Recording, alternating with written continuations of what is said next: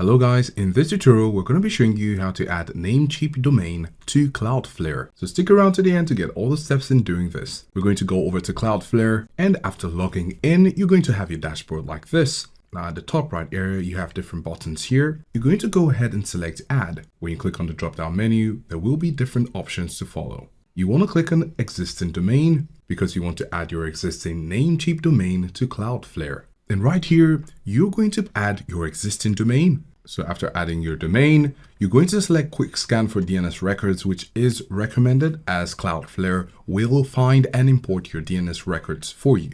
After this is done, you can click on continue. So if you don't have a plan, you'd have to select one plan in order to continue. And after selecting that, you can go ahead and continue.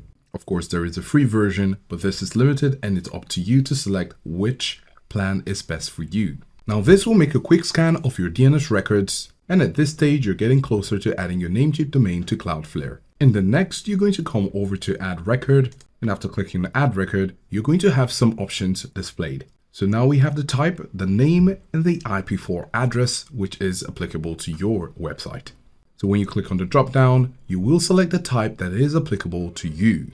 After that, you're going to put in your address and the IP4 address and click on save and then continue to activation. Now we're using a dummy site for this, but if this page is a working and registered site, you're going to have your DNS records displayed here. It will come up as a list with a type, name, content, proxy status, TTL, and actions, and all these will be populated depending on the details of your valid website.